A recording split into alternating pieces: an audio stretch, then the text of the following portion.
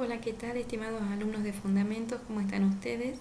Este video es para estudiar la segunda parte del tema de lógicas de Fundamentos de la Matemática. La segunda parte, y con esta vamos a concluir todo el tema lógica, toda la parte de lógica se llama Teorías de primer orden. Como siempre, nuestra referencia va a ser el libro que estamos manejando, el Ángelo Margaris, y antes de comenzar con la presentación, yo quiero remarcar esto que dice acá al comienzo, el apunte. Este apunte ya está subido a la plataforma. Y cualquier corrección que ustedes tengan, por favor, háganmela llegar. Es muy importante que ustedes lo puedan leer y hacerme llegar las correcciones u observaciones que ustedes tengan. Muy bien, fíjense en lo que dice acá el apunte.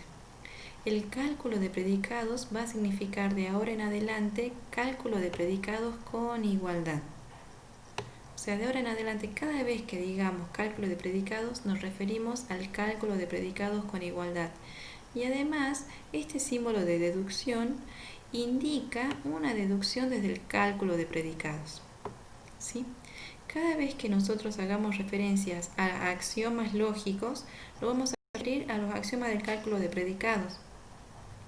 O sea, a los axiomas, a las instancias de axiomas del 1 al 6 y el axioma de igualdad 1 y las instancias de los axiomas de igualdad 2 y 3, juntos con el axioma GEM. Cada vez que hablemos de símbolos propios del cálculo de predicados, nos referimos a los símbolos de predicado, de operación y de constante. Muy bien, esto nos tiene que quedar claro porque a partir de ahora vamos a empezar a usar el cálculo de predicados como una herramienta para desarrollar las teorías de primer orden. Muy bien, ahora sí avancemos. Una teoría de primer orden.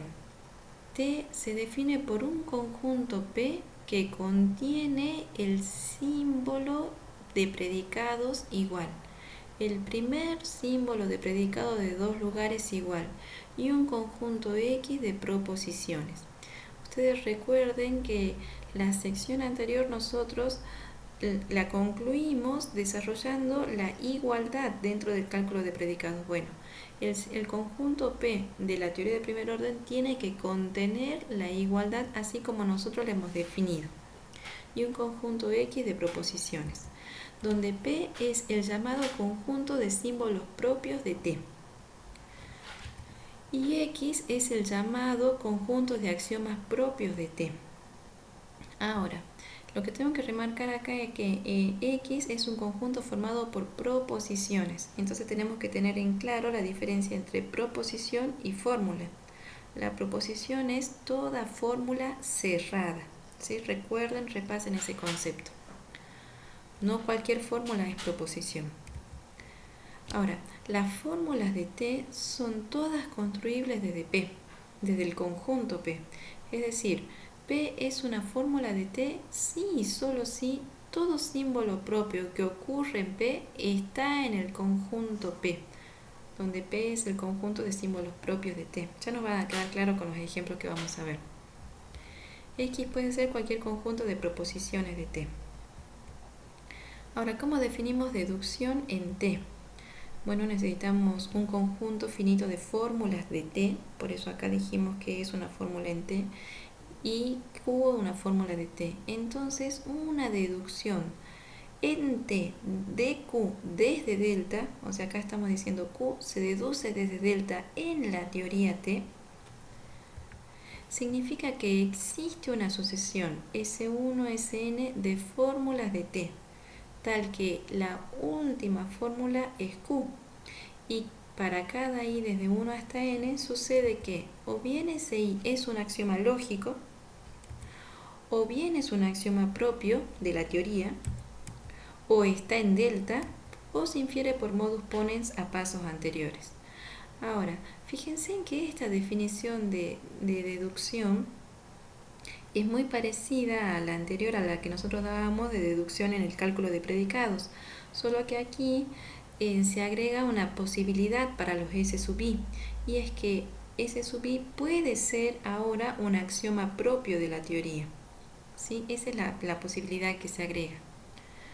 Muy bien, ahora vamos a estudiar el siguiente teorema, que relaciona las deducciones en la teoría con las deducciones en el cálculo de predicados. Entonces, este teorema nos dice así: sea T una teoría de primer orden. Q es un teorema de T. Acá la definición de teorema es exactamente la misma. O sea, si delta es el conjunto vacío, nosotros vamos a decir que Q es un teorema de T. Fíjense si está aquí en el apunte. Si delta es el conjunto vacío, escribiremos que Q es un teorema. Escribiremos de esta forma y diremos que Q es un teorema de T.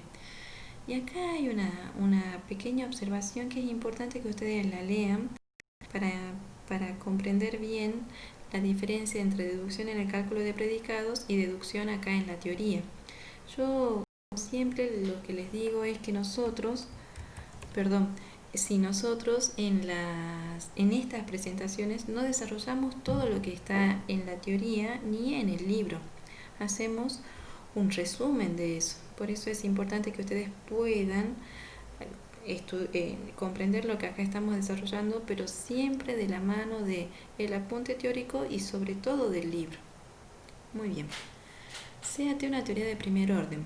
Q es un teorema en T o de la teoría. Q es un teorema de la teoría si y solo si existe un conjunto finito P1, P2, Pk de axiomas propios de T, tal que Q se pueda deducir en el cálculo de predicados de ese conjunto de P1, P2, Pk.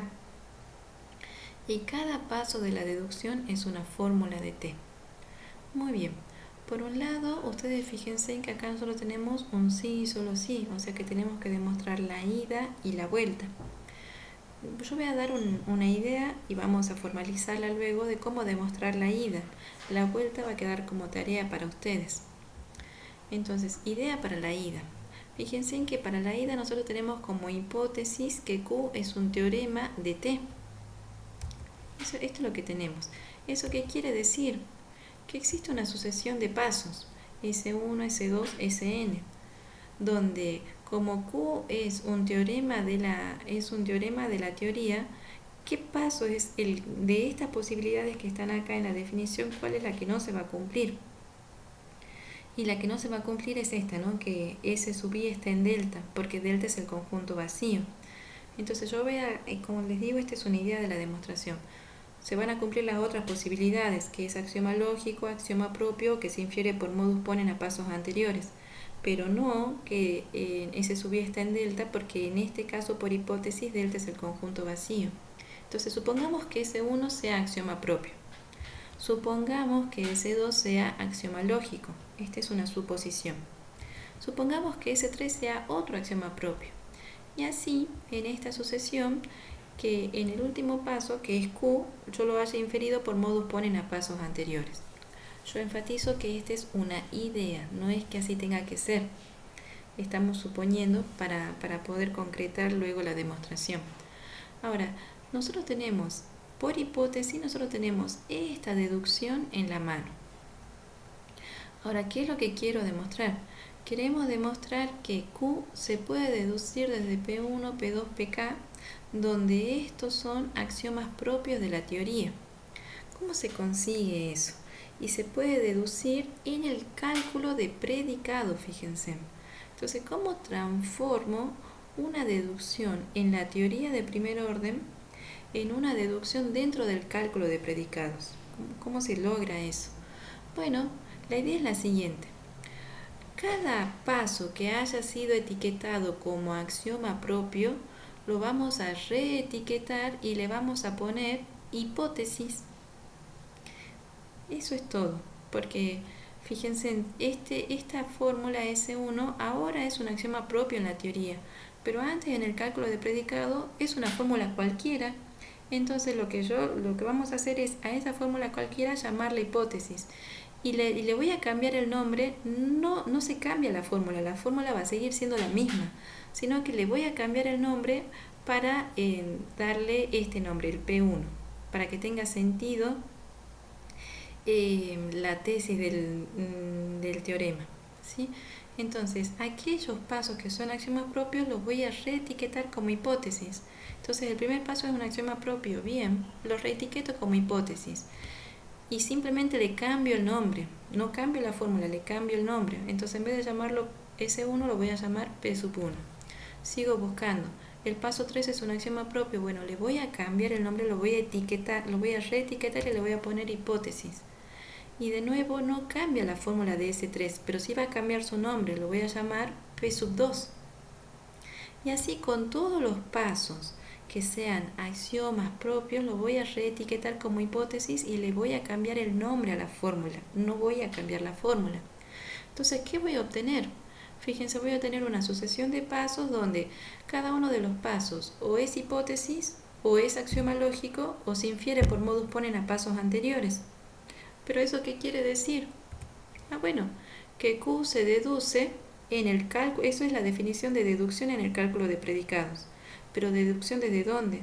Desde todos aquellos pasos que son hipótesis. Genial, ya tengo la tesis. Ahora la formalicemos. La demostración para la ida. Supongamos lo que ya habíamos dicho, que Q es un teorema de la teoría. Entonces existe una demostración S1 hasta Sn de Q en T. Y vamos a decir esto, sean P1, P sub 2, P sub K, los pasos etiquetados como axiomas propios. ¿Qué vamos a hacer? Vamos a reetiquetar estos pasos como hipótesis, lo que hicimos aquí. Luego, esta misma deducción, va a ser una deducción de Q desde estos pasos que ahora son hipótesis, pero va a ser una deducción en el cálculo de predicados. ¿Por qué? Y porque cumple la definición de deducción en el cálculo de predicados. O es axioma lógico, o es hipótesis, o se infiere por modus ponens a pasos anteriores. Por lo tanto, tengo la tesis. Muy bien. Como dije, la vuelta queda como tarea, pero la idea es muy parecida. Queda como tarea primero porque, como les dije, la idea es muy parecida. Y segundo porque, bueno, está hecho en el libro. Ustedes ahora para la vuelta tienen que... este esquema es el que van a tener como hipótesis. ¿Qué harían con este esquema para conseguir la tesis? Muy bien, eso queda. Avancemos, ahora vienen los ejemplos de teoría de primer orden. Un ejemplo es la teoría L. La teoría L, cada vez que la nombremos, va a ser la teoría de los conjuntos linealmente ordenados. Entonces, como es una teoría de primer orden, tenemos que presentar el conjunto de símbolos propios, el P cursiva. El conjunto de símbolos propios de esta teoría es el igual, que sí o sí lo tiene que contener por definición, y fíjense en el menor. Y el conjunto de axiomas propios, al que nosotros llamamos X, es L1, L2, L3, donde L1 es esta proposición, fíjense, es una fórmula cerrada, L2 es esta proposición y L3 es esta proposición. Puede tener un sentido. O sea, nosotros si queremos lo podemos leer con el sentido que siempre lo leemos. Para todo X no se cumple que X es menor que X. Para todo X, para todo Y, para todo Z, X, si X es menor que Y, la variable Y es menor que Z, entonces X es menor que Z. Y para todo X, para todo Y, X es menor que Y, o X es igual a Y, o Y es menor que X. ¿Sí? Nada nos dice que este menor sea el menor de los números, este sea un orden de los números, no nos dice eso, sino lo que nos dice es que este símbolo propio y este símbolo propio tienen que cumplir estos axiomas. Muy bien, recordemos lo que ya habíamos dicho, que igual es el primer símbolo de predicado de dos lugares, es decir, R igual a S es una abreviación de alfa numeral numeral R, S, ¿sí? Y el menor, esta boquita abierta, es el segundo símbolo de predicado de dos lugares, es decir, R menor que S es una abreviación de alfa numeral numeral palito R, S.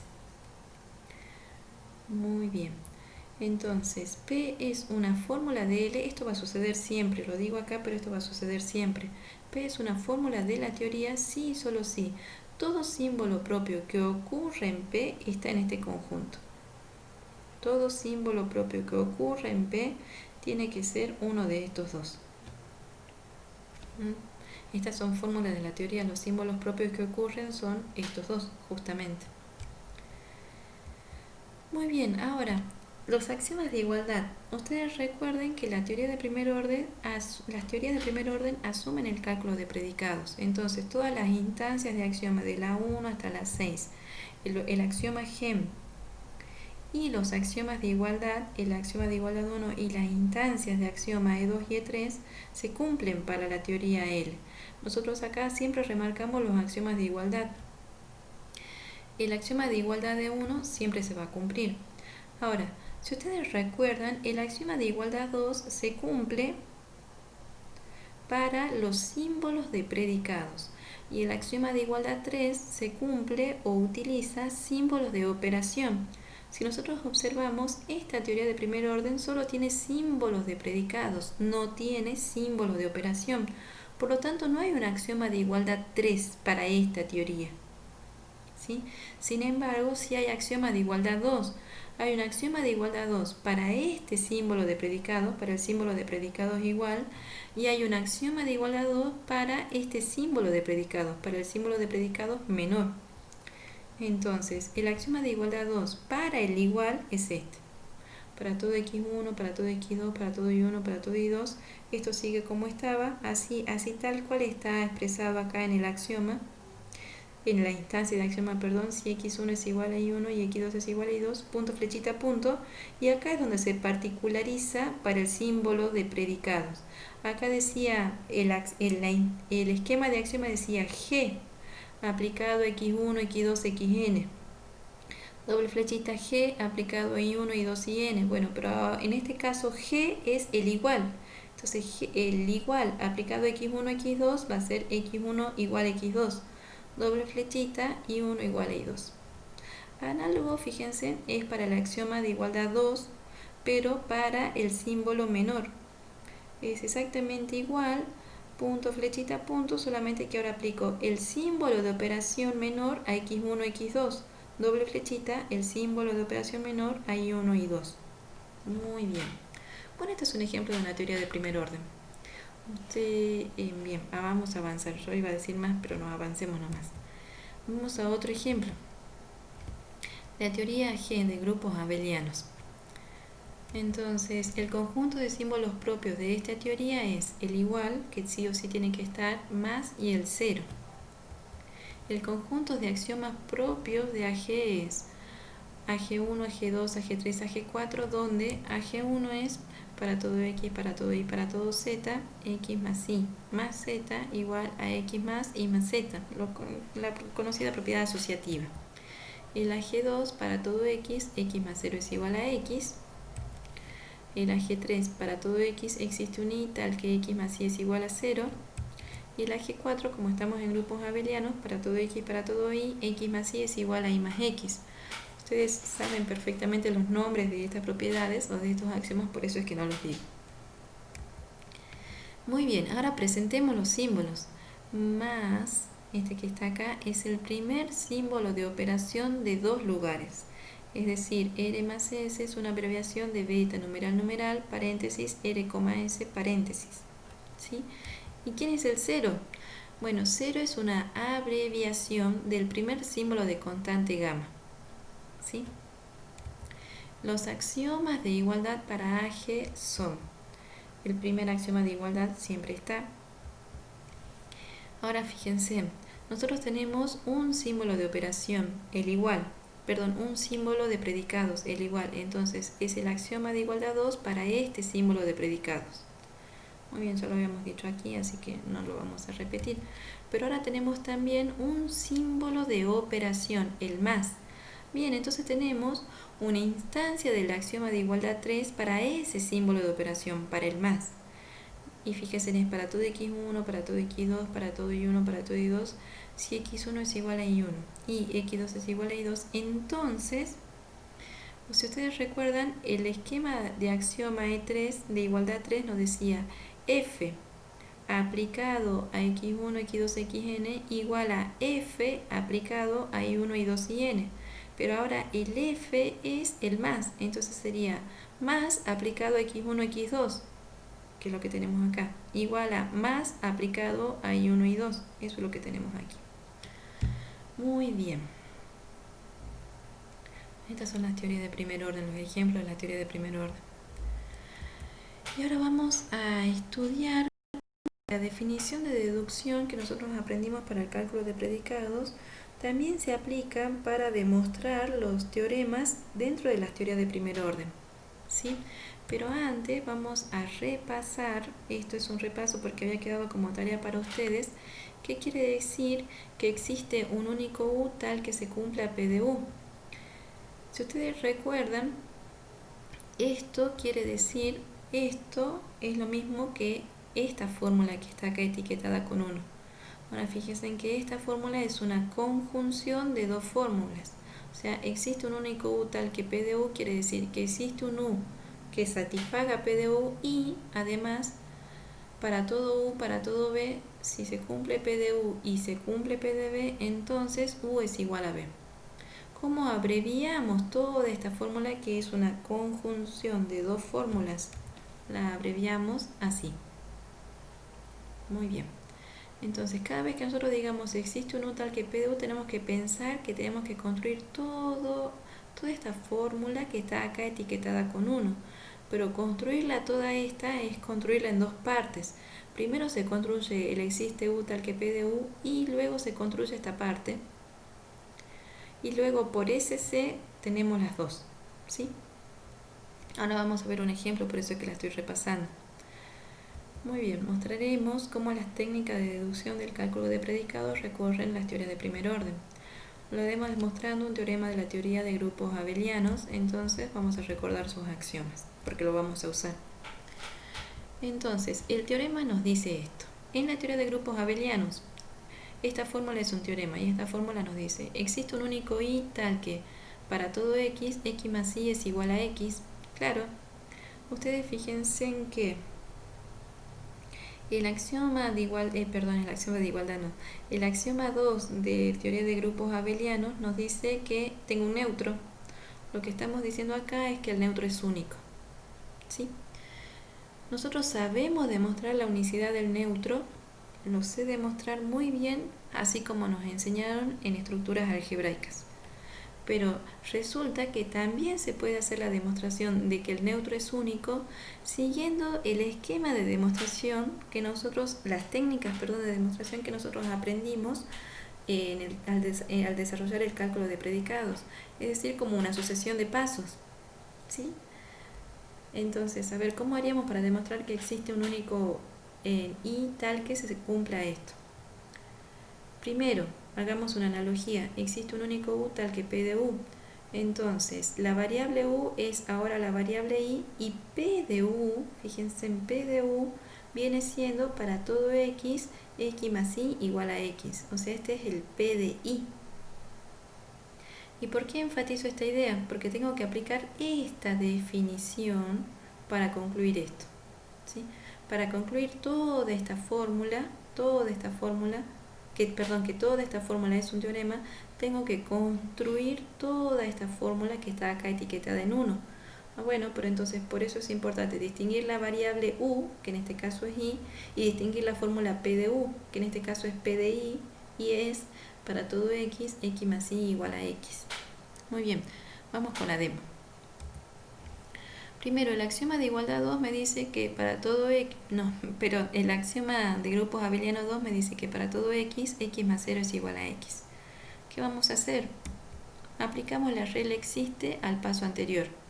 Y si aplico la regla existe, que no la voy a repasar porque la conocemos muy bien, quiere decir que al paso anterior nos va a quedar la fórmula existe un y tal que para todo X, X más Y es igual a X.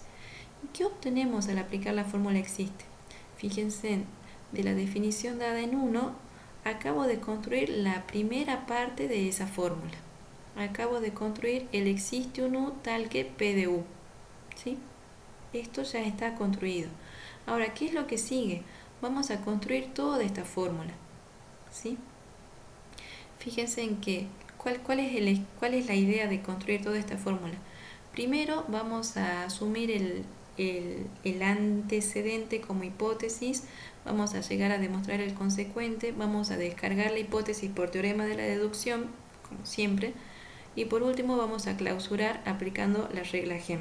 Todo eso, esa es la forma de construir toda esta segunda fórmula, ¿sí? Entonces, paso 3, asumo el antecedente, PDU y PDB. PDU es, ya habíamos dicho que era PDI en este caso, para todo x, x más y igual a x, PDI. Y P en otra fórmula, perdón, en otra variable, PDB. Nosotros a la otra variable la vamos a llamar I1. Esto sería PDI1. Para todo x, x más y1 igual a x. La asumo como hipótesis. Vamos a aplicar todo lo que todo el bagaje del cálculo de predicados para llegar a demostrar que U es igual a B, y en este caso que I es igual a I1. Entonces, aplico SC al paso anterior y me quedo con la primera fórmula. Aplico la regla SPEC al paso anterior y obtenemos esta fórmula. Si ustedes quieren, en realidad yo lo que les aconsejo es que ustedes vayan chequeando cada uno de los pasos. Ahora aplico SC de nuevo al paso 3 para obtener esta fórmula y de nuevo aplico SPEC a esta fórmula y obtengo esto. Fíjense que en el paso 5 obtengo I1 más I igual a I1 y acá obtengo que I más I1 es igual a I. Teniendo estos dos, y el AG4, el axioma de grupos abelianos 4 me dice que para todo x, para todo y, x más y es igual a y más x, o sea, me habla de la conmutativa. Entonces, si aplico SPEC al paso anterior, y es aplicar SPEC dos veces, porque no estamos quitando dos veces los cuantificadores universales, decimos que I1 más I es igual a I más I1. Muy bien, entonces tenemos que mirar el paso 5, el paso 7 y el paso 9. Y aplicar lo que nosotros aprendimos también en el video anterior. Ustedes recuerden que en el video anterior nosotros decíamos que podíamos aplicar el igual como lo hacíamos toda la vida, porque ya con tal lo habíamos desarrollado y demostrado los primeros teoremas, que me decían que era reflexiva, simétrica y transitiva. Entonces el paso 10 me dice, aplico el igual a los pasos 5, 7 y 9, y entonces concluyo que I es igual a I1. El paso 5 me dice I1 más I es igual a I1. El paso 7 me dice I más I1 es igual a I. Y el paso 9 me dice que I1 más I es igual a I más I1. I1 más I es igual a I más I1. Entonces I1 es igual a I o I es igual a I1. Genial. Entonces el igual a esos pasos y concluyo I igual a I1.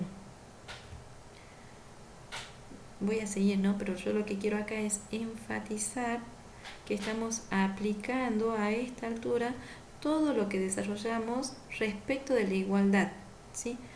Por eso no recomiendo avanzar si antes no hemos estudiado el igual, porque no lo vamos a entender. O tal vez lo entendamos, pero no con la profundidad que necesitamos. Muy bien, ¿qué voy a hacer ahora? Fíjense que acabo de llegar a U igual a B, entonces ahora quiero construir el flechita. Descargo la hipótesis que asumí por el teorema de la deducción, y entonces acabo de construir este flechita. Muy bien, ahora necesito clausurar.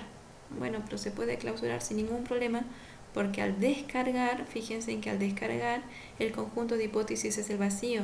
Entonces puedo aplicar la regla GEN y clausurar con la variable I y la variable I1. Entonces ahí acabo de construir toda esta fórmula. Entonces, el último paso es aplicar el SC a los pasos 2 y 12.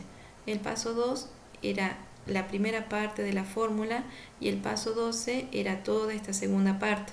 Entonces el SC me dice que tengo ambas, y como tengo ambas, tengo el existe un U tal que P de U, o sea, tengo el existe un único I tal que P de I. Muy bien, eso es todo, chicos.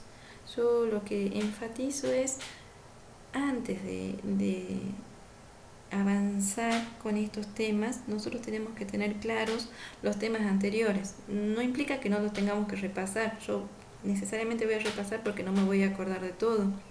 Pero sí, por ejemplo, tengo que entender qué quiere decir igual aplicado a todos estos pasos. Eso lo tengo que entender De manera que si alguna vez el profe me hace una pregunta, yo puedo responder con solvencia esa pregunta, habiendo comprendido antes qué significa esto. Muy bien. Me despido y bueno, como siempre quedamos a disposición de las consultas que ustedes tengan. Cariños.